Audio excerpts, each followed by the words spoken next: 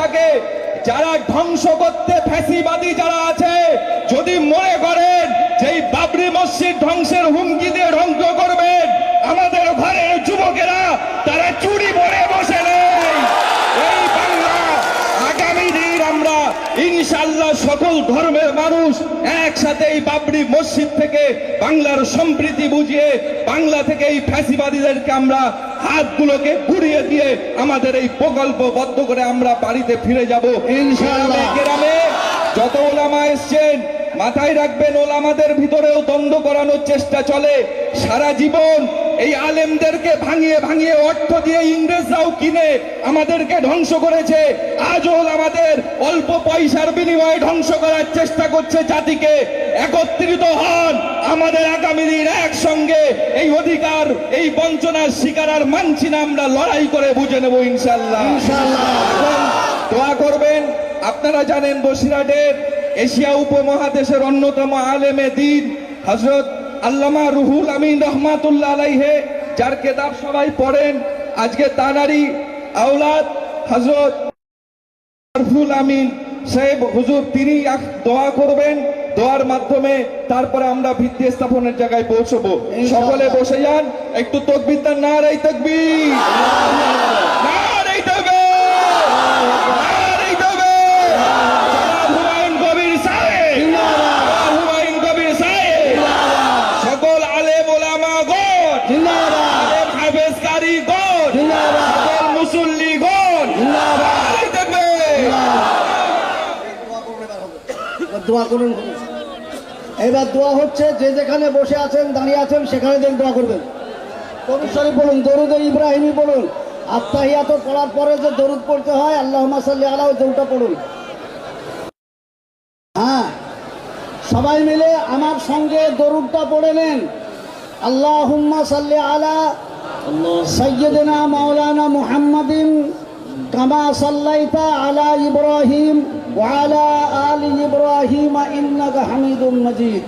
আল্লাহুম্মা বারিক আলা মুহাম্মাদিন ওয়া আলা আলি মুহাম্মাদিন কামা বারাকতা আলা ইব্রাহিম ওয়া আলা আলি ইব্রাহিম ইন্নাকা হামিদুম মাজিদ।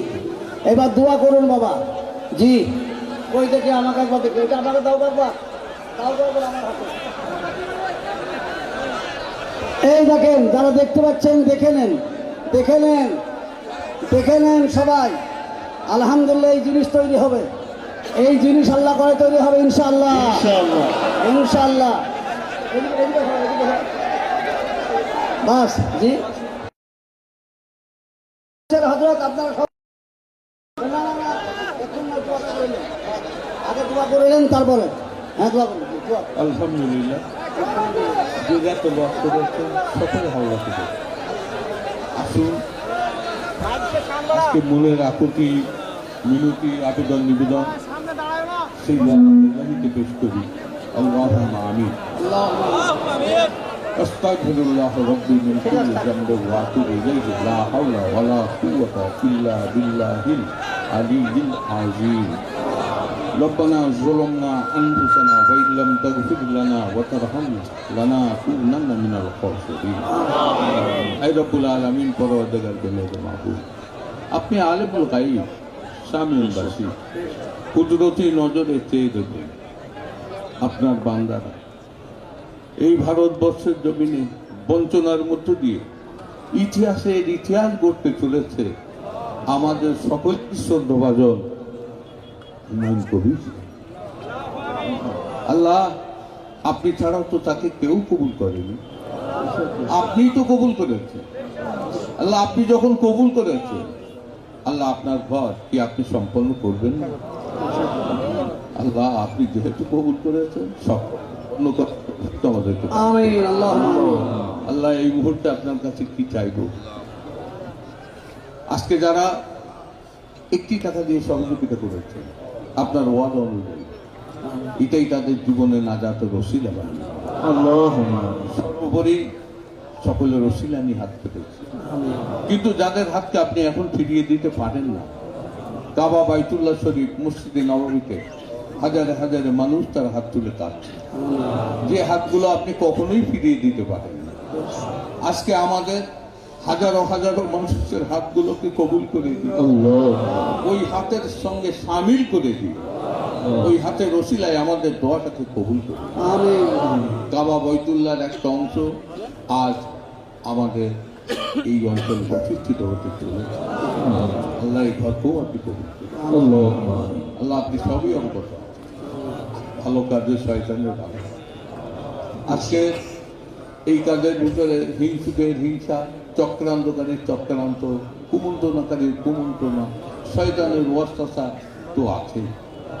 আল্লাহ তাই আপনার কাছে খাস করে দোয়া করি, হিংসুকের হিংসা থেকে, চক্রান্তকারীর চক্রান্ত থেকে, কুমন্ত্রণাকারীর কুমন্ত্রণা থেকে, শয়তানের সমস্ত ওয়াসওয়াসা থেকে হেফাজত করে দিই। আল্লাহ আজকে বাবরি মসজিদের পক্ষে হাজারে হাজারে নয়, লক্ষ লক্ষ মানুষ তারা সমর্থন করে। আল্লাহ আপনি তাদেরকে কবুল করেছেন।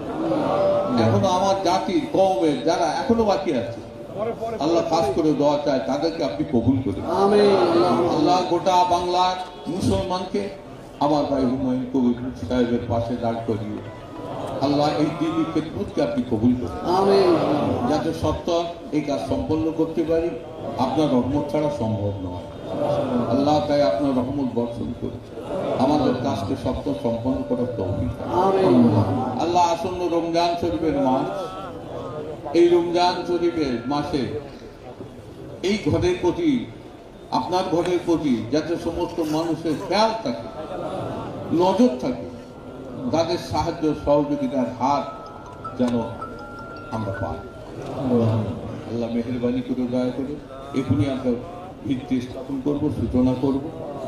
আল্লাহ সমস্ত উপকার, বালা মুসিবত, বিপদ আপদ, দুর্ঘটনা থেকে হেফাজত করে নিয়ে আল্লাহ আমাদের এই সূচনাটাকে কবুল করে সত্য সম্পন্ন করার তৌফিক দান করুন। সর্বোপরি দোয়া চাই আমার ভাই হুমায়ুন কবির সাহেব এবং তার সঙ্গী সাথী যারা আছেন সকলের হায়াতে আপনি বরকত দিবেন। আল্লাহ কেননা এই ঘর সম্পন্ন না করা পর্যন্ত আপনি আল্লাহ সম্পন্ন করে আমাদের নামাজ আদায় করার তৌফিক আপনি দেন। আল্লাহ বরকতপূর্ণ মাসে আসতে দেখে মাহে সাবানের চাঁদ আপনার রহমত ও বরকত থেকে আমাদেরকে মাহবুব করুন। রব্বানা তাকাব্বাল মিন্না ইন্নাকা আনতাস সামিউল আলিম ওয়া তুব আলাইনা ইন্নাকা আনতাত তাওয়াবুর রহিম। সুবহানা রাব্বিকা রাব্বিল ইজ্জাতি আম্মা ইয়াসিফুন ওয়া সালামুন আলাল মুরসালিন আলহামদুলিল্লাহি রাব্বিল আলামিন। বাহাক্কে লা ইলাহা ইল্লাল্লাহ। ভাই মহতারাম, কেউ উঠবেন না, আমাদের ভেতরকার লোক বসুন, সবাই বসে থাকবেন, কেউ উঠবেন না। আবার উঠছে কেন? বসুন। কয়েকজন মানুষকে আমি ডাক দিচ্ছি। কই গো? সরুল আহমদ স্যার, হাফ সাহেব, মুফতি সাহেব কোথায়?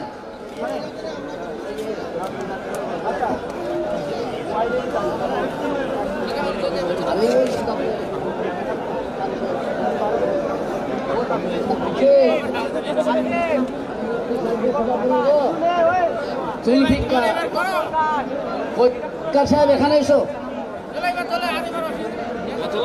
জুলফিকার সাহেব এখানে এসো।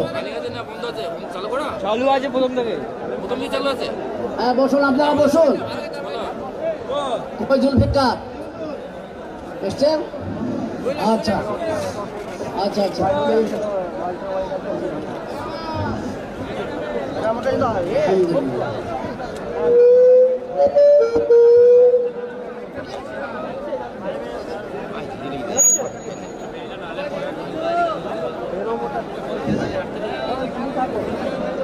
সাবধানে যান, আস্তে আস্তে যাবেন সবাই। মৌলী সাহেবরা সব বসেন, বসিয়ার আপনারা।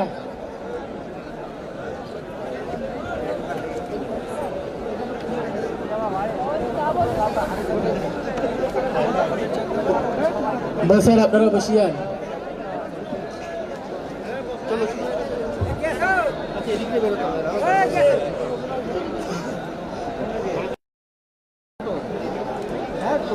আল্লাহ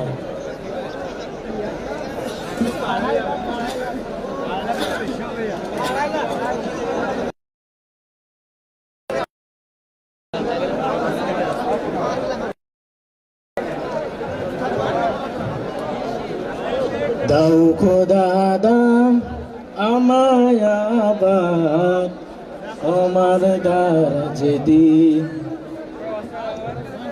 দাও খোদা দাও আমায় আবার তোমার কাছে দিন তাওয়ালের মতো বীর সেনানি জাগাতে নিখিল দাও খোদা দাও আবার তোমার কাছে দিন হামজাকে দাও ঘরে ঘরে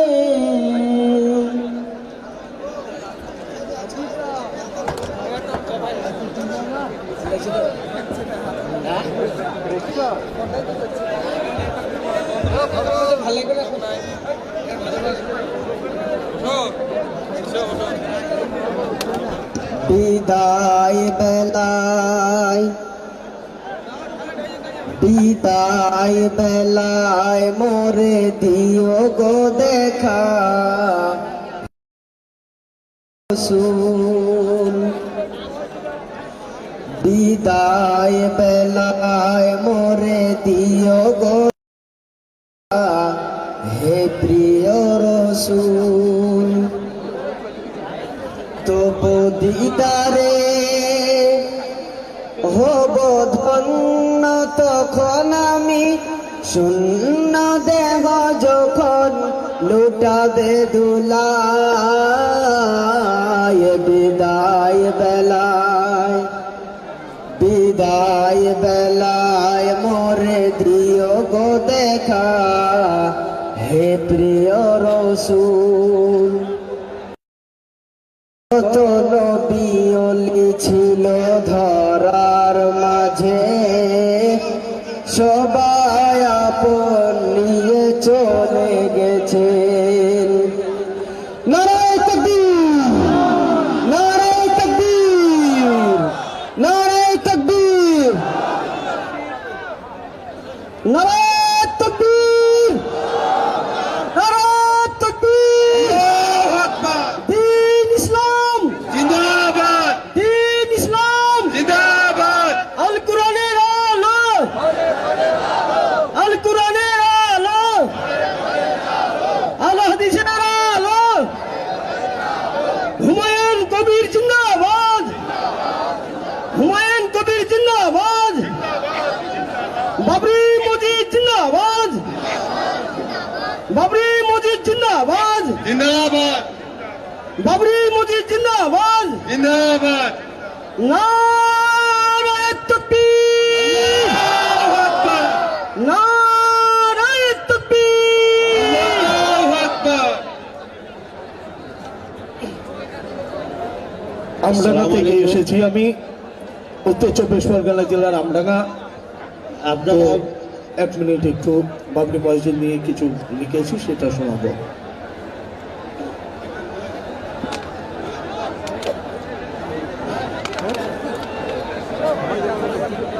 ধন্য যে তার আম্মা জান জন্ম দিল এমন সন্তান যুব সমাজের আইকন হুমায়ুন কবির বাংলায় এলে তুমি সবার নয়ন মনি বাংলায় এলে তুমি সবার নয়ন মনি যুব সমাজের আইকন তুমি ভাইজান ভাইজান ভাইজান হুমায়ুন কবির ভাইজান নারায়ে তাকবীর নারায়ে তাকবীর লক্ষ লক্ষ হাফেজ ভাই করছে কোরআন পাঠ আল্লাহ পাকের ফেরেশতা যেন ভরে দিল এই মা লক্ষ লক্ষ হাফেজ ভাই করলো কোরআন পাঠ আল্লাহ পাকের ফেরেশতা যেন ভরে দিল এই মা ওরে ধন্য হলো বেলডাঙ্গা, ধন্য হলো রেজিনগর, বাবরি মসজিদ হুমায়ুন কবির ধন্য হলো বাবরি মসজিদ করে, হুমায়ুন কবির ধন্য হলো বাবরি মসজিদ করে। নারায় তাকবীর, নারায় তাকবীর। হুমায়ুন কবির, হুমায়ুন কবির জিন্দাবাদ, বাবরি মসজিদ, জিন্দাবাদ, বাবরি মসজিদ। জিন্দাবাদ। My name is MD Jamiluddin from Amdanga. দোয়া রাখবেন, ধন্যবাদ। বাড়ি আমডাঙ্গা থানা, উত্তর 24 পরগনা।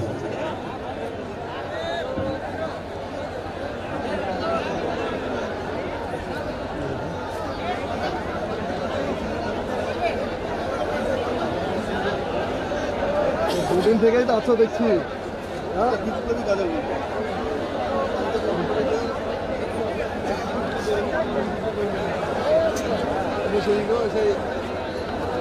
হ্যালো,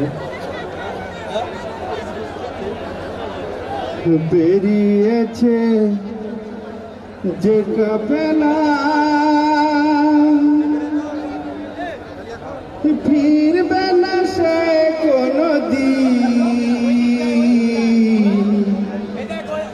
হয়তো বিজয় হবে নয়তো তার ফিরবে কফিন। বেরিয়েছে যে কাফেলা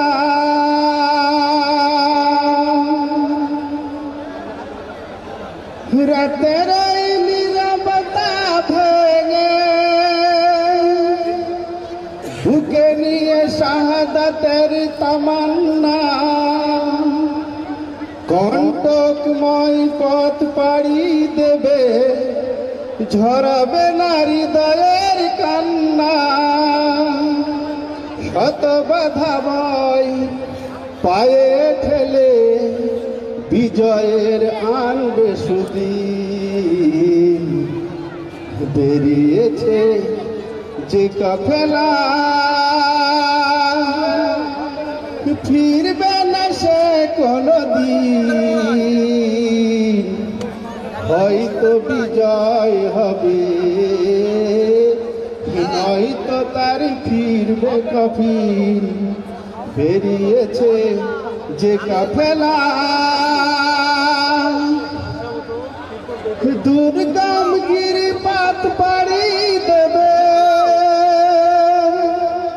জ্বালিয়ে দিয়ে ইমানের নূর, সদা নিশি ঝরবে মুখে সুমধুর আল কুরআনের সুর। দুর্গম গিরিপথ পাড়ি দেবে, জ্বালিয়ে দিয়ে ইমানের নূর, সদা নিশি ঝরবে মুখে সুমধুর আল কুরআনের সুর। ব্যস্ত সদাই থাকবে সে, ব্যস্ত সদাই থাকবে সে, এ মিশন বিজয়ী করতে মিশন। বেরিয়েছে যে কাফেলা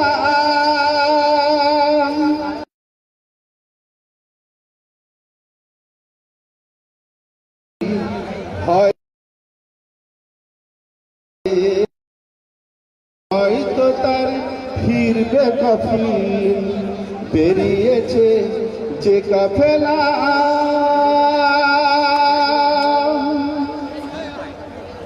আমার বাড়ি বেলডাঙ্গা থানা কাজী সাহা গ্রাম। আমার নাম হচ্ছে মোহাম্মদ আব্দুল মান্নান।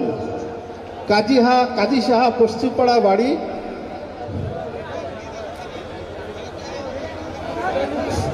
আসসালামু আলাইকুম,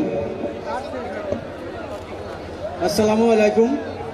হ্যালো, আপনারা এখানে ওখানে ছিটি ছিটি না থেকে এক জায়গায় বসুন, বিশৃঙ্খলাভাবে আসসালামু আলাইকুম। এক জায়গায় বসুন আপনারা। আমি একটা এদিকে ওদিকে এই স্টেজে যারা আছেন তারা মেহরবানি করে এক জায়গায় বসে পড়ুন, নাহলে লাইন দিয়ে বসে থাকুন, বিশৃঙ্খলা ভাব করেন না।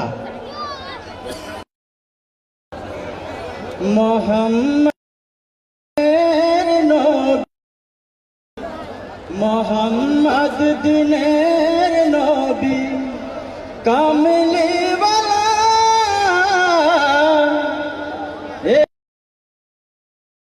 इस घर अमन भी दू जहां एलो रे कुराइस घर अमर रसूल दू जहां मोहम्मद दिनेर नबी कमली वाला एलो रे कुराइस घर अमन भी दू जहान एलो रे कुराइस घर अमर रसूल दू जहान पहाड़ पर्वत नीरबदी গাছপালা পশু পাখি নবীর দেখে খুশি হলেন জমিন আসমান এলো রে কুরাইশ ঘরে আমার নবী দু জাহান এলো রে কুরাইশ ঘরে আমার রাসূল দু জাহান মনে যত ভুমরাও পশু পাখি নবীর দেখে গায় ওরা ওই গুনগুনে ওই গান এলো রে কুরাইশ ঘরে আমার নবী দু জাহান এলো রে কুরাইশ ঘরে আমার রাসূল দু জাহান মোহাম্মদ দিনের নবী কামলি ওয়ালা এলো রে কুরাইশ ঘরে আমার নবী দু জাহান এলো রে কুরাইশ ঘরে আমার রাসূল দু জাহান। আসসালামু আলাইকুম।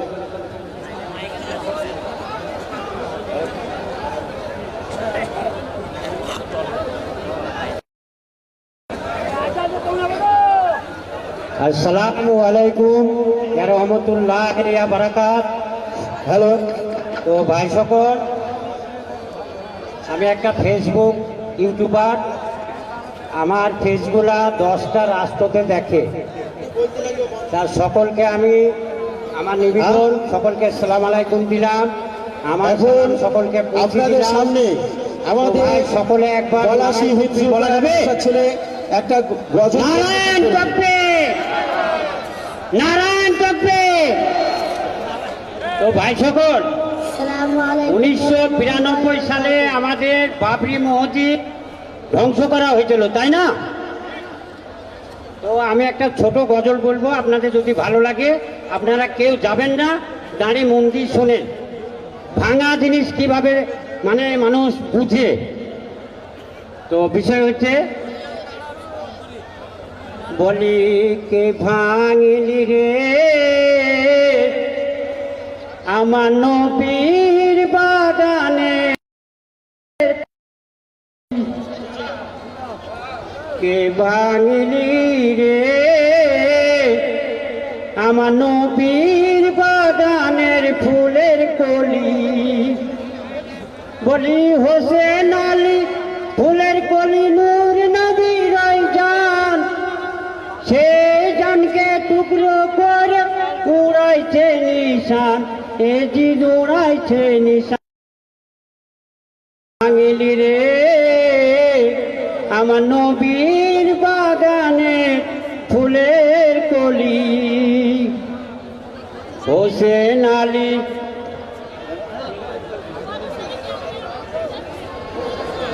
আপনি এরকম করলেন, আপনারা ডিস্টার্ব করছেন কেন?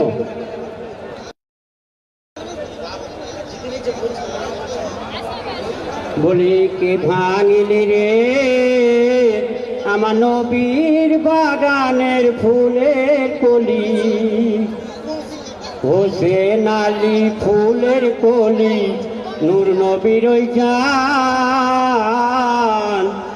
সেই জানকে টুকরো করে উড়াইছে নিশান, এজি উড়াইছে নিশান। বলি কে ভাঙিলি রে আমার নবীর বাগানে ফুলের কলি, হোসেন আলী ফুলের কলি, নূর নবীর ওই জান, পানির পিপাসায় হচ্ছে তার বেলার ময়দান, নানা তার বেলার ময়দান। তোকে ভাঙলি রে আমার নবীর বাগানে ফুলের কলি। আসসালামু আলাইকুম ওয়া রাহমাতুল্লাহি ওয়া বারাকাতুহু। আসসালামু আলাইকুম। নারায়ে তাকবীর, নারায়ে তাকবীর, নারায়ে তাকবীর। इस्लाम का परचम दुनिया में लहराया है, देवबंद ने इस्लाम का परचम दुनिया में लहराया है, जुल्म सितम के दौर के अंदर हक का दीप जलाया गया, देवबंद ने इस्लाम का परचम, देवबंद का तारीख निराला है, रब की कसम इस्लाम का मेरे हर शवकार निराला। আল্লাহু আকবার। বাবরি মসজিদ জিন্দাবাদ। हर शवकार আউযু বিল্লাহি মিনাশ শাইতানির রাজীম। इस लश्कर के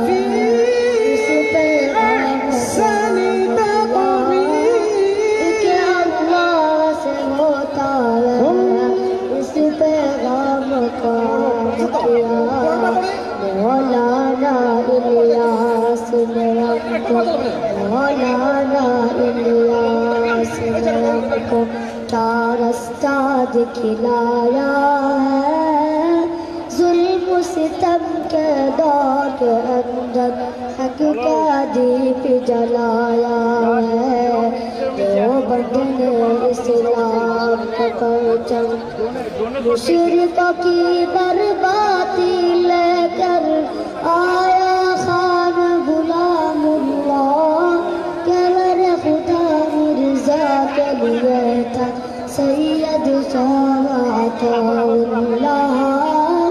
कहवर खुदा मिर्जा के लिए था सैयद शाहअताउल्लाह।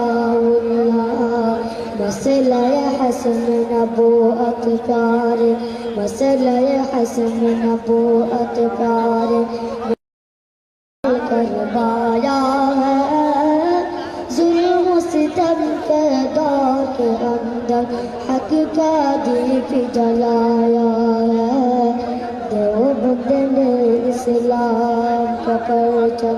अस्सलामु अलैकुम व रहमतुल्लाहि व बरकातुहू। আমাদের পলাশী হিফজুল করার মাদ্রাসার ছেলে গজল পরিবেশন করছে, আপনারা মনোযোগ সহকারে শুনুন।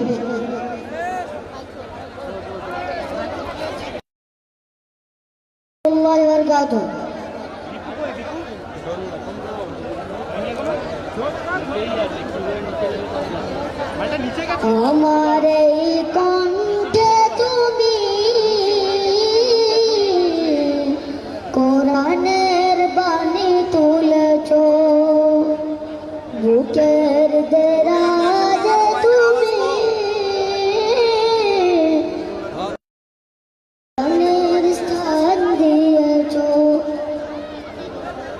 হেফজুল কোরআন মাদ্রাসা ছাত্র বাকি বিল্লা, তুমি এই বাকি বিল্লা হিফজুল কোরআন মাদ্রাসা ছাত্র মৌলানা ঈদ মোহাম্মদ সাহেবের ছোট ছেলে বাকি বিল্লা, তুমি এই প্যান্ডেলে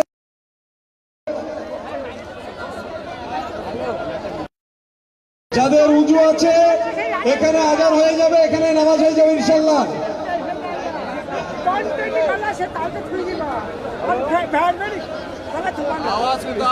এত ভালো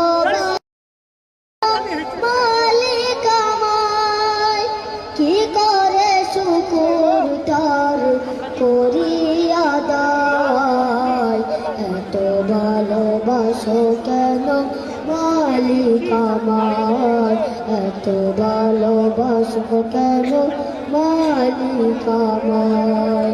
পৃথিবীর দিকে দিকে অযুদ হৃদয়, কণ্ঠ আমার নামে তোমার গীতে। পৃথিবীর দিকে দিকে অযুদ হৃদয়, কণ্ঠ আমার নামে তোমার গীতে। তৌফিকে তোমার নিয়ামত বেশুমার, তৌফিকে তোমার নিয়ামত বেশুমার। পথে চলি তোমারই আশায়, এত ভালোবাসো কেন মালিক আমায়, এত ভালোবাসো কেন মালিক আমায়। আসসালামু আলাইকুম।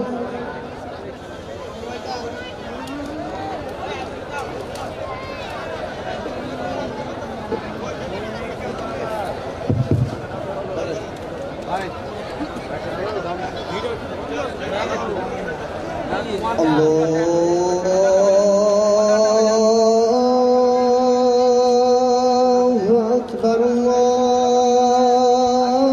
আল্লাহু আকবার,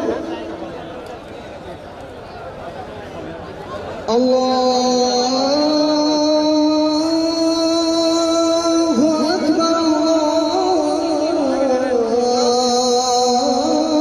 আল্লাহু আকবার।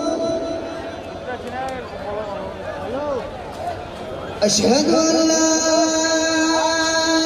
إله إلا الله।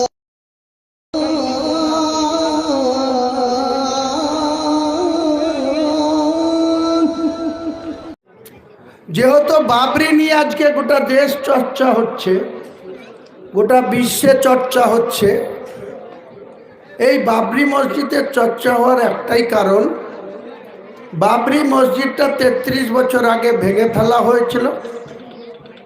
সেই বাবরি ট্রাস্ট তারা আইনের আশ্রয় গিয়েছিল। একদম এই আমাদের বহরমপুরের মতো নিম্ন কোর্ট থেকে জজ কোর্ট হয়ে, কলকাতার হাইকোর্টের মতো কোর্ট হয়ে সর্বোচ্চ সুপ্রিম কোর্টে বাবরি মসজিদের মামলাটা গেছিল। এই যে মকরমপুর গ্রামে আজকে যে আবেগ, ইয়ং জেনারেশনের যে মকরমপুর গ্রামে আমাকে আশা নিয়ে যে উচ্ছ্বাস আমি দেখছি, এই রকম ভারতবর্ষের ধর্মনিরপেক্ষ রাষ্ট্র, এই ভারতবর্ষটা অনেক বড় দেশ ছিল। আফগানিস্তান, শ্রীলঙ্কা, পশ্চিম পাকিস্তান, পূর্ব বাংলাদেশ, এসব নিয়ে বিরাট বড় আকারের একটা ভারতবর্ষ ছিল। মুঘল সম্রাটদের রাজত্ব চলে যাওয়ার পর ব্রিটিশরা ব্যবসা করতে সেই ভারতবর্ষে কোনো মুঘল সম্রাটরা যেমন কিছু ভুল বা অন্যায় বা জুলুম বা বাবরকে এক শ্রেণীর হিন্দুরা ইতিহাসের পাতায় তাকে আগ্রাসী বাবর, ভারতকে আক্রমণকারী হিসেবে চিহ্নিত করেছে, একইভাবে যদি আমরা 190 বছরের ব্রিটিশ ভারতবর্ষে যে কুশাসন বা অত্যাচারী শাসন চালিয়েছে, তাদের বিরুদ্ধে কিন্তু আজকের ভারতবর্ষের যারা হিন্দু সমাজের মানুষ, তারা কিন্তু ব্রিটিশদের বিরুদ্ধে জাতীয় কংগ্রেস 1885 খ্রিস্টাব্দে মাত্র 52 জন মানুষ এই জাতীয় কংগ্রেসের জন্ম দিয়েছিল। 1885 খ্রিস্টাব্দে যখন মাত্র 72 জন মানুষ নিয়ে ইন্ডিয়ান ন্যাশনাল কংগ্রেসের জন্ম হলো, তখন ব্রিটিশের যে শক্তিশালী অস্ত্র ভান্ডার বা তারা ওই 72 জন ভারতবাসীকে পাগল বলেছিল। ব্রিটিশরা বলেছিল আমাদের এত অর্থ, এত সামরিক শক্তি, এত অস্ত্র শস্ত্র, আর আমাদেরকে নাকি ভারতবর্ষ থেকে বিতাড়িত করবে এই ভারতবর্ষের 72 জন পাগল। কিন্তু বাস্তবে কি হয়েছিল? তাদের 72 জনের সেই নিষ্ঠা, তাদের ন্যায়পরায়ণ এবং ভারতবর্ষের প্রতি তাদের যে ভালোবাসা 72 জন থেকে শুরু করেছিল। ধীরে ধীরে জাতীয় কংগ্রেস 1885 ওদিকে 15 বছর আর 1942 ভারত ছাড়ো আন্দোলন শুরু করলো ব্রিটিশদের বিরুদ্ধে। পরিশেষে 1947 সালের 15 আগস্ট ভারতবর্ষের আজাদি মিলল। আমরা যে ভোটের গরম দেখাই কিছু মানুষকে, যারা ভোটে দাঁড়ায় তাদেরকে কিছু মানুষ দেখবেন প্রায় বলে ভোট আসুক তারপরে তোমাকে দেখাবো। এই ভোটটা কিন্তু ভারতবর্ষের ব্রিটিশদের তাড়িয়ে স্বাধীনতা লাভ করেছিল। সেটা হয়েছিল 1947 সালের 15 আগস্ট। কিন্তু সেই সময় এই মুর্শিদাবাদ, মালদার একটা অংশ, নদিয়ার একটা অংশ কিন্তু আমাদের ভারতের সঙ্গে ছিল না। ভারতের যে তেরঙ্গা জাতীয় পতাকা প্রায় 2.5 দিন এখানে ছিল না। এখানে পাকিস্তানের পতাকা পথ করে উড়িয়ে দিয়েছিল। সেই সময় আমাদের যারা পূর্বসূরি, অর্থাৎ এই মুর্শিদাবাদে সেই সময় যারা বয়োজ্যেষ্ঠ লোক ছিলেন, উপযুক্ত ব্যক্তি ছিলেন, বুদ্ধিজীবী ছিলেন, জ্ঞানী ছিলেন, তারা বলেছিল কোথায় মুর্শিদাবাদ, কোথায় নদিয়া, কোথায় মালদা, আর কোথায় পশ্চিম পাকিস্তানের করাচি, রাউরকেল্লা, আমরা ওখানে যাব না, আমরা ভারতবর্ষে থাকব। তাই 2.5 দিন পরে 18 আগস্ট ভোরবেলায় ভারতের তেরঙ্গা পতাকায় মুর্শিদাবাদ সহ নদিয়া মালদাতে উড়েছিল। অর্থাৎ আমরা তার জন্য ভারতবর্ষ, তার অঙ্গরাজ্য পশ্চিম বাংলা। সেই সময় বাংলার জনসংখ্যা 5 কোটিও ছিল না। আজকে ধীরে ধীরে বাড়তে বাড়তে 2025 সালের 24শে ডিসেম্বর যদি আপনারা সঠিক গণনা করেন দেখবেন 11.5 কোটি মানুষ হয়ে গেছে। স্বাধীন ভারতের পশ্চিমবঙ্গের রাজ্যের সেই সময়কার লোক সংখ্যা আর আজকের ভারতবর্ষের লোক সংখ্যা, সেই সময় গোটা ভারতবর্ষে লোক সংখ্যা ছিল 79 কোটির মতো। আজকে ভারতবর্ষের লোক সংখ্যা 145 কোটি। বাংলায় ছিল 5 কোটির থেকে কম, আজকে 11.5 কোটি। তাহলে আমরা যে মকরমপুর গ্রামে সেই সময় যারা বয়োজ্যেষ্ঠ ছিলেন তিনারা বলতে পারবেন যে এই গ্রামের লোক সংখ্যা কী ছিল, ভোটার লিস্টে নাম কতজনের হয়েছিল। 1950 সালের 26শে জানুয়ারি যখন ডক্টর B.R. আম্বেদকর 3 বছরের বেশি সময় ধরে ভারতবর্ষের সংবিধানকে তৈরি করলেন, যে সংবিধানের অধিকারে আজকে আমরা এক শ্রেণীর অমুসলিমরা আমাদেরকে ভারতবর্ষ থেকে প্রতি পদে পদে হেনস্থা করছে, এখান থেকে তাড়াবার চেষ্টা করছে, তারা মনে করছে শুধু তাদেরই ভারতবর্ষে থাকার অধিকার আছে। আর 700 বছরের শাসনের অপব্যাখ্যা করছে। সেই সব মুঘল সম্রাটরা যদি সত্যিই অমুসলিমদের নিধনে নামতো, তাহলে ভারতবর্ষে হিন্দু বলে কি বস্তু সেটা কিন্তু থাকতো না। আজকে নরেন্দ্র মোদীর নেতৃত্বে গোটা ভারতবর্ষে যেভাবে মুসলিমদের বিরুদ্ধে আরএসএস এর যে উত্থান হয়েছে, মোহন ভাগবতরা 100 বছরে পূর্তি উপলক্ষে কদিন আগে কলকাতায় এসেছিলেন। আরএসএস এর 100 বছর পূর্ণ হয়েছে। স্বাধীনতা কিন্তু অতদিন হয়নি। 47 সালের 15ই আগস্ট আর আজকে 2025 সালের 24শে ডিসেম্বর। আপনারা হিসাব করেন যে 80 বছরের কাছাকাছি। কিন্তু আজকে আরএসএস এর বয়স হয়ে গেল 100 বছর। এই আরএসএস কি করে? রাষ্ট্রীয় স্বয়ংসেবক। এদের একটা আলাদা ধারা আছে, বিচারধারা আছে। তারা ভারতবর্ষের গণতন্ত্র আনার সময় এরা দূরে দাঁড়িয়ে গান্ধীজিরা এই ভারতবর্ষের স্বাধীনতা আন্দোলন করছেন অনেক মনীষীকে নিয়ে। সেখানে শুধু হিন্দু ছিল না, সমস্ত জাতি ছিল। ইন্ডিয়া গেটে যান দিল্লিতে, অনেক হিন্দু, শিখ, ইসাই, মুসলিম, ভারতবর্ষের সমস্ত জাতির সেই বীর সৈনিকদের নাম ইন্ডিয়া গেটে স্বর্ণাক্ষরে লেখা আছে। কিন্তু এই আরএসএসরা আজকে যারা ভারতবর্ষের গদিতে, এর আগে অটল বিহারী বাজপেয়ী একবার 5 বছর, একবার 13 মাস আর একবার 13 দিন ভারতবর্ষের প্রধানমন্ত্রী হিসাবে শপথ নিয়েছিলেন। 13 দিন শপথ নেওয়ার পর তার গরিষ্ঠতা না দেখাতে পেরে আবার তাকে পদত্যাগ করতে হয়েছে।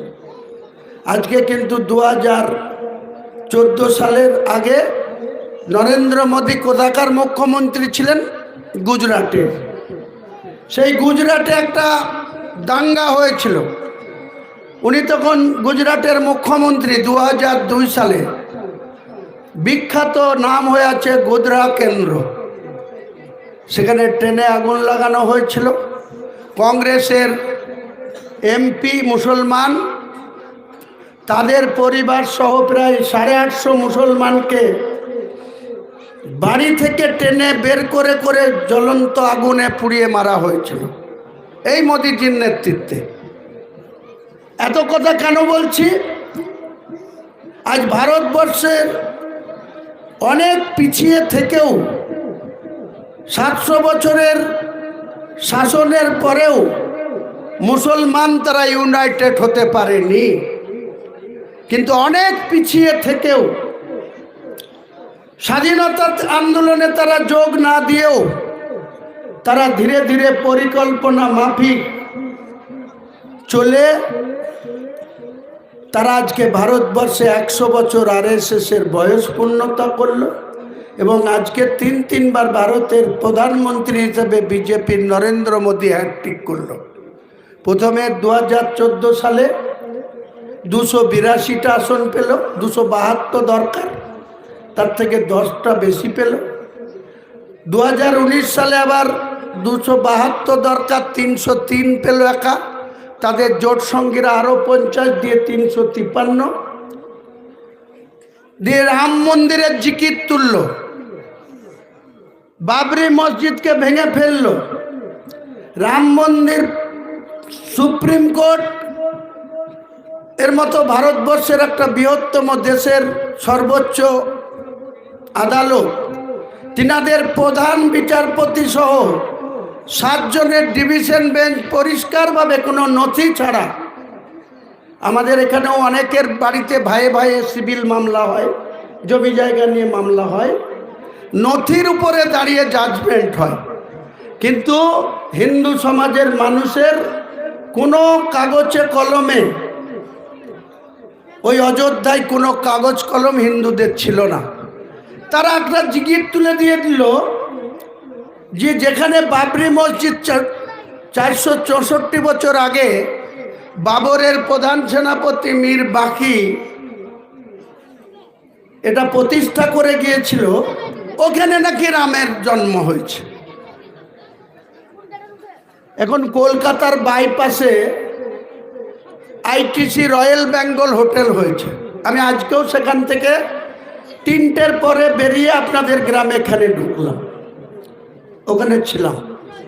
তা একজন সিনিয়র ম্যানেজার আইটিসি রয়্যাল বেঙ্গলের বলছিলেন যে পাশে আইটিসি সোনার আছে, ওটা আগে হয়েছিল, আর এই আইটিসি রয়্যাল বেঙ্গলটা 4 বছর আগে, 10 বছর ধরে কাজ হয়ে 4 বছর আগে উদ্বোধন হয়েছে। তা আমাকে একজন সিনিয়র সিটিজেন বলছিলেন যে এই যে জায়গাটা তো ঝা চকচকে 200 কতটা রুম নিয়ে, এক একটা রুমের 24 ঘন্টা ভাড়া, মিনিমাম 12,000, ম্যাক্সিমাম 25,000, 24 ঘন্টা। এই হোটেলে চন্দ্রবোরা সাপ ঘুরে বেড়াতো, আরো অনেক বিষাক্ত সাপ বসবাস ছিল ওখানে। মানুষ কি না পারে, আল্লাহ যদি রাজি থাকে। সেখানে আজকে ঝা চকচকে হোটেল, শুধু ভারতবর্ষের লোক না, বাইরের লোক যারা খেলোয়াড় খেলা খেলতে আসে তারা এইসব আধুনিকতম এইসব হোটেলে থাকে, ইন্টারনেটে বুক করা হয় ইত্যাদি ইত্যাদি। কিন্তু আমাদের মুসলমান সমাজের যে পরিমাণে অমুসলিমদের উন্নতি হয়েছে, তাদের যে দ্রুত অর্থনৈতিক উন্নতি হয়েছে, শিক্ষাতে তাদের উন্নতি হয়েছে, স্বাস্থ্যর ক্ষেত্রে তারা যে পরিষেবা পায়, ভারতবর্ষের স্বাধীনতার পরে এই বাংলায় 37-38% মুসলমান থাকার সত্ত্বেও আপনি বিহারে যান, এর থেকে অনেক কম মুসলমান, 22% মুসলমান। সেখানে দেখুন গা, অনেকেই চাকরি বাকরির ক্ষেত্রে। আর যে গুজরাটে 850 লোককে নরেন্দ্র মোদীর নেতৃত্বে মুসলমানদেরকে পুড়িয়ে মারা হলো, বাড়ি থেকে টেনে হিঁচড়ে বের করে মারা হলো, সেই গুজরাটেও 19% মুসলমানের বাস, 8% লোক চাকরি করে, সরকারি বেসরকারি প্রতিষ্ঠান মিলে। আর আমরা যেখানে 37% মুসলমানের বাস, আমাদের একতা না থাকার জন্য, আমরা পরস্পরের বিরুদ্ধে গিল্লা গীবত মিথ্যাচার করে বেড়ানোর জন্য, এখানে কোনো সম্মানীয় লোক আছে তাকে সম্মান না দিয়ে তার পিছনে কি করে লাগবো, সে যদি সাইকেল চাপাতে হতে হঠাৎ মোটর বাইক চাপে, তাকে আবার টেনে নামিয়ে প্রতিযোগিতা করতে গিয়ে সাইকেল চাপাতে বাধ্য করাবো। এই হচ্ছে মুসলমানের কাজ, এই হচ্ছে মুসলমান সমাজের কালচার। এই মুসলমান সমাজকে নিজেদের সামাজিক এবং নিজেদের কমের মুসলিম মানুষদের উন্নতি করতে গেলে সবার আগে দরকার মুসলমানদের ঐক্যতা। মুসলমান ঐক্যবদ্ধভাবে, কারি সাহেব খুব ভালো জানে, নবী সাহেবের যখন জন্ম হয়েছিল 63 বছরের জীবনে 40 বছর বয়স পর্যন্ত তিনার নবীত্ব না মিলা পর্যন্ত তাকে কত কঠোর পরিশ্রম করতে হয়েছিল বিধর্মীদের কাছে, এমনকি তার বংশের লোকদের কাছে থেকেও তাকে কতটা আঘাত পেতে হয়েছিল। কিন্তু তিনি মহান আল্লাহর দয়ায় তিনি কোনোদিন বিচ্যুত হননি ইসলামের লাইন থেকে। অনেক অপমান, অনেক মার খেতে হয়েছে। 3 দিন যাবৎ তিনার পেটে কোনো অন্ন যায়নি, তবুও তিনি পেটে পাথর বেঁধে নবী সাহেব কিন্তু আল্লাহর উপরে ভরসা করে তিনি বেঁচে ছিলেন। সেই সময় এই ইসলামকে বাঁচানোর জন্য বদরের যুদ্ধ হয়েছিল, যেটা কোরআনে পাওয়া যায়।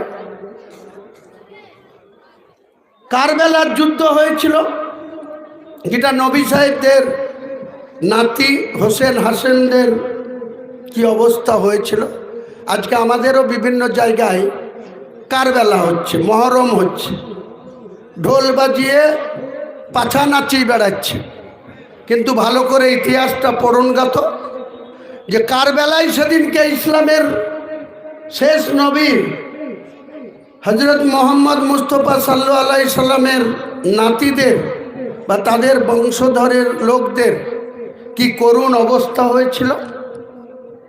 মাত্র 3000 সাহাবীদের নিয়ে নবী সাহেব কত বৃহৎ শক্তির বিরুদ্ধে তিনি আল্লাহর সমর্থন নিয়ে,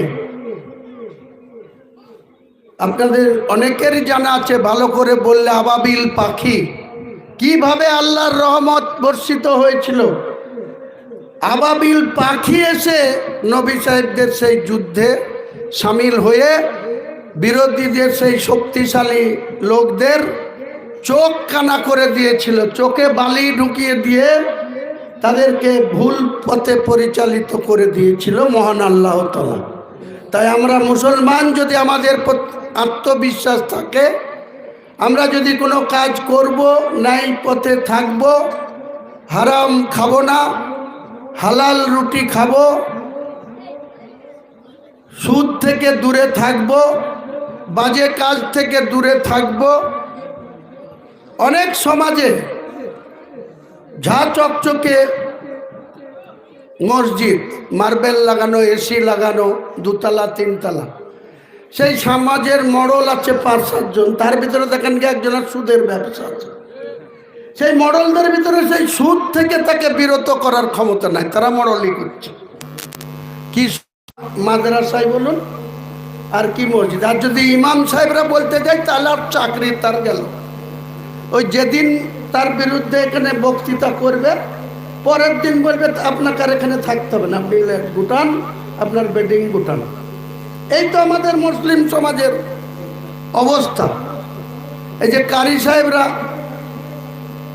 আল্লাহর রহমতে বিভিন্ন জায়গায় আগে থেকে ডেট নিয়ে পয়সা পাঠিয়ে তারপরে উনি গাড়িতে চেপে, কোথাও ফ্লাইটে চেপে, কোথাও ট্রেনে চেপে বিভিন্ন করছেন বা জালসা করছেন। সবার আগে আমি কারি সাহেবকেও বলবো, বা আমাদের মুসলিম সমাজের যারা কারি, মুফতি, মৌলানা, সবাইকে অনুরোধ করব, আপনারা কোরআনের ব্যাখ্যা যেমন দেবেন, 5 ওয়াক্ত নামাজ পড়ার কথা যেমন বলবেন, তেমনি সামাজিকতায় মুসলিমকে আগে ইউনাইটেড হওয়ার কথা, লটারি কাটা থেকে বিরত থাকা, স্মোক করা থেকে বিরত থাকা।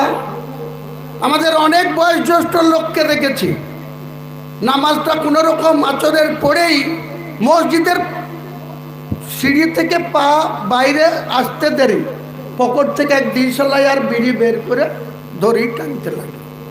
আরে আপনার ওই নামাজই কবুল হবে না, আমি দায়িত্ব নিয়ে বলছি।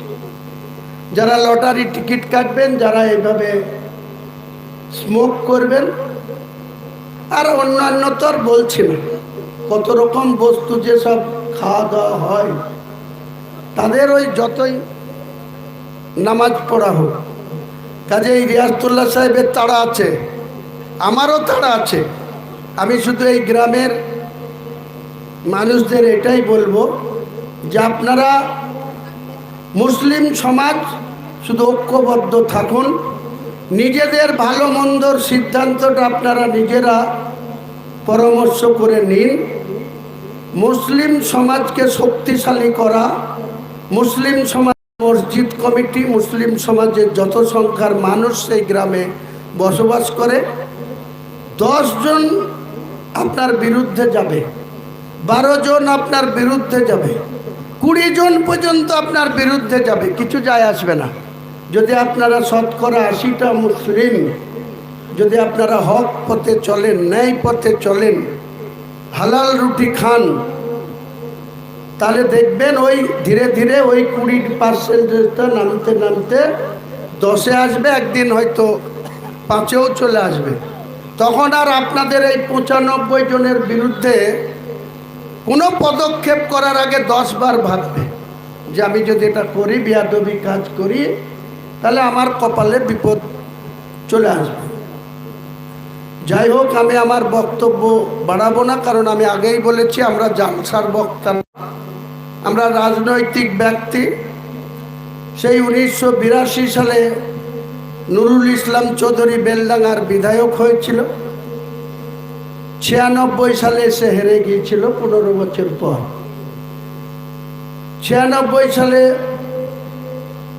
হারার পর আবার 2001 সালে গোলাম কিবরিয়া সাহেব, এই গ্রামের মানুষ, তিনি কংগ্রেসের বিধায়ক হয়েছিল। আর একজন হয়েছিল, 3টে বিধায়ক ছিল তখন আমাদের বেলডাঙ্গা 2 ব্লকে। 6টা অঞ্চল ছিল 61 নওদা, 2টো অঞ্চল ছিল 64 বেলডাঙ্গা, আর 3টে অঞ্চল ছিল আমি যেখানকার বিধায়ক, এখন কাঁদির নম্বর 68, তখন ওইটা ভরতপুরটা ছিল 68।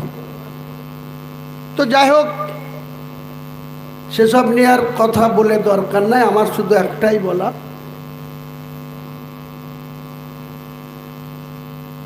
বাবরি মসজিদ নিয়ে যখন মেন এত আকর্ষণ, বাবরি মসজিদটা নিশ্চয়ই ইনশাল্লাহ যেভাবে মানুষ দোয়া করছে, সাপোর্ট করছে, ইট দিচ্ছেন, বালি দিচ্ছেন, পাথর দিচ্ছেন, রড দিচ্ছেন, মানুষ কানের, মা বোনরা কানের জিনিসও খুলে দিচ্ছে।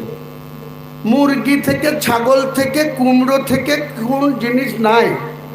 মাদ্রাসার লোকরা এখন চাইতে গেলে 10 বার চাইতে হয়। আর এমন একটা আবেগ মুসলমান সমাজের হয়েছে যে বাবরি মসজিদের জন্য কোনো জিনিস চাইতে হচ্ছে না। 2-1 দিন বলে দিচ্ছি, শুধু অঠেল চলে আসছে। অনেকেই, আমি দেখলাম আমাদের বহরমপুরের প্রাক্তন সাংসদ, ওনার খুব জ্বালা ধরে গেছে, বলছে বাবরি মসজিদের কাজ শুরু হলো না কেন? আর একজন মোনাফেক, নওদায় বাড়ি, সে কলকাতায় থাকে, সে আবার কালকে মিডিয়াকে বলেছে হুমায়ুন কবিরকে হিসাব দিতে হবে বাবরি মসজিদের টাকা কোথায় গেল। এদের মোনাফেক ছাড়ার অন্য কিছু বলা যায় না। বাবরি মসজিদের কাজটা শুরু হতে একটু সময় লাগবে। ফেব্রুয়ারি মাসের 15 তারিখ পার হবে না, আনুষ্ঠানিকভাবে খুব বড় আকারে, যে আয়তনের বাবরি মসজিদ ছিল সেখানে 6800-র বেশি মানুষ নামাজ পড়তে পারত না, 7000-ও পারত না, 6800। যে বাবরি মসজিদটা হবে 25,000 মানুষ সেখানে নামাজ পড়তে পারবে ইনশাল্লাহ। তো সেইটা করতে গেলে তখনকার দিনে কেউ প্ল্যান দেখতো না, কোনো প্ল্যান পাস করতে হতো না। বাবর মসজিদ করার অর্ডার দিয়েছে তার প্রধান সেনাপতি মীর বাকিকে। মীর বাকি লোক লস্কর নিয়ে শুরু করে দিয়েছিল, চুন সরকির গাঁথনি করে দিয়েছে। কিন্তু এখনকার আধুনিক ডিজাইনে বাবরি মসজিদ, মার্বেল তো থাকবেই, গ্রেনাইট থাকবে, আরো উন্নত মানের অনেক কিছু থাকবে। আমাকে একজন বলেছেন যে বাবরি মসজিদ যেখানে হবে কমপ্লিট, তখন মেন গেটের যে চওড়ায় বাবরি মসজিদ লেখা থাকবে, ওটা পুরো সোনা দিয়ে আমি লিখে দেব।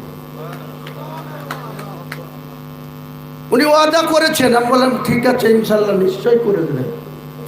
তেমনি আরো ভেতরে কিছু সোনা দিয়েও অনেক ডিজাইন বা অনেক গম্বুজ বিভিন্ন রকম। বাবরি মসজিদের যে মেন মিনার যে হাইট ছিল তার থেকে 65 ফুট হাইট বেশি হবে, আর দুটো মিনার যেটা ছিল তার থেকেও দুটোও 30 ফুট করে হাইট বেশি হবে। আর চাতাল, বললাম তো চাতাল সহ 7000 লোক নামাজ পড়তো, এটাতে 25,000 লোক নামাজ পড়বে ইনশাল্লাহ। তো দেরিটা একটু শুরু হবে, আপনাদের কিউরিওসিটি থাকাটা স্বাভাবিক। অনেক মানুষ যারা দিচ্ছে তাদেরও যে তাড়াতাড়ি হোক, কিন্তু যে সরকারটা আছে আর যারা আসবার চেষ্টা করছে, দুটোই কিন্তু বাবরির মসজিদ বিরোধী, এটা কিন্তু মনে রাখবেন। এই হুমায়ুন কবিরকে তৃণমূল থেকে সাসপেন্ড করেছে কারা? বর্তমান সরকার। কিসের জন্য? আর একজন ক্রস মুসলমান ববি হাকিম, সে বলছে কেন রেজিনগরে বাড়ি, বেলডাঙ্গায় কেন বাবরি মসজিদ করবে, তাই তাকে সাসপেন্ড করে দিয়েছে। এখন অনেকের কুটকুট উঠেছে, বাবরি মসজিদ হলো না কেন, তাড়াতাড়ি জবাব দাও। আরে তোরা কোথায় ছিলি 33 বছর? কারো হিম্মত ছিল এইভাবে দাঁড়িয়ে বলা যে আমি বাবরি মসজিদ করব? হুমায়ুন কবির বলেছে, আল্লাহ এখনো তার মুখ দিয়ে শুনিয়েছে, নিশ্চয়ই মুসলমানদের যা দোয়া, যা সাপোর্ট করবো ইনশাল্লাহ। তা তোদের এত ব্যস্ত কিরে, কি কারণে তুই কাদের লেজে উড়বৃত্তি করতে চাইছিস? আর অধীর তুই কি নামাজ পড়বি নাকি আগামী দিনে? তোর আবার এত তোর জোর বাবরি